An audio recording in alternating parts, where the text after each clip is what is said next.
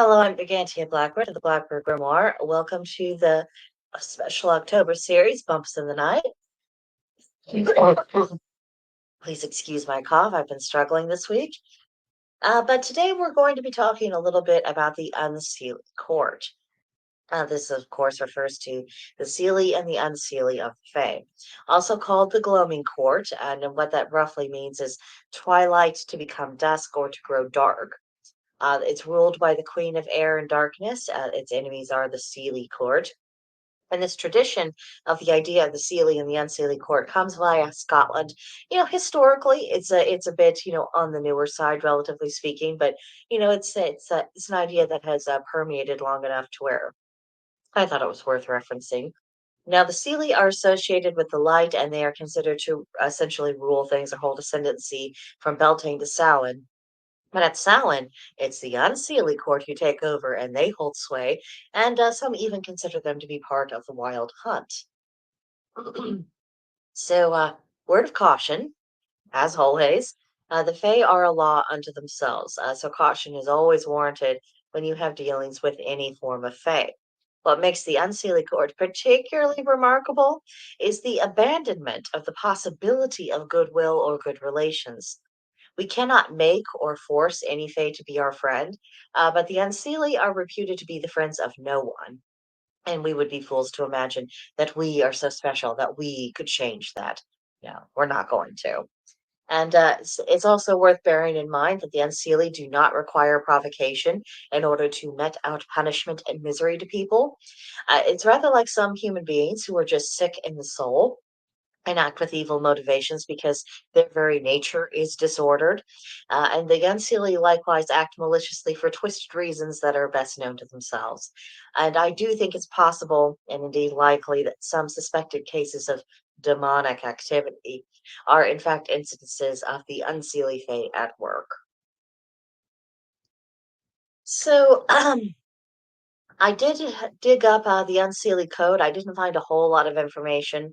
A lot of it was just repetitions of, oh, you don't want to encounter them, you don't want to mess with them, and I didn't want to spend the whole five slides talking about that. But I thought this rendition of the Unseelie code was interesting. It's the first item on the list is change is good. Security does not exist. The slightest of circumstances can transform a king into a peasant. Nothing is certain in a world where change is the only constant. Embrace change or else fall before its onslaught. Chaos and discord rule the universe. Adapt or die. To a certain extent, that is not inaccurate. There is a lot of great deal of change. However, there is also a great deal of order. And one of the main things with the Unseelie, and you'll also find this with people who have perhaps emotional and mental disorders, is that they focus so much on this one thing that it skews their perspective of the entire universe and how it actually works. And I think that's a really kind of the kind of disordered thinking that the Unseelie fall into. That because chaos exists, because not all things are predictable and secure, and that there is a need for adaptation and evolution, that therefore you shouldn't have any security. You shouldn't try to create anything. You shouldn't have anything that lasts. You shouldn't essentially bother to be a builder. That is where things become really unhealthy with them. Next item was glamour is free. Glamour is worthless unless used. Hoarding glamour makes no sense since it is an eternally replenishable resource. So long as humans exist, there will always be dreamers, hence, there will always be more glamour. Acquire it by any means possible, and you never will be without a constant supply. Wrong, wrong, wrong. Naughty, naughty, naughty Faye. Glamour, in which case, beauty, charisma, things of that sort, things that draw people to them. Uh, it's one thing to use that essentially as attraction. It's quite another to use it as minding other people for a source of power. And that's essentially what this mindset is reflecting. Next item, which is a big slap on the wrist. Honor is a lie.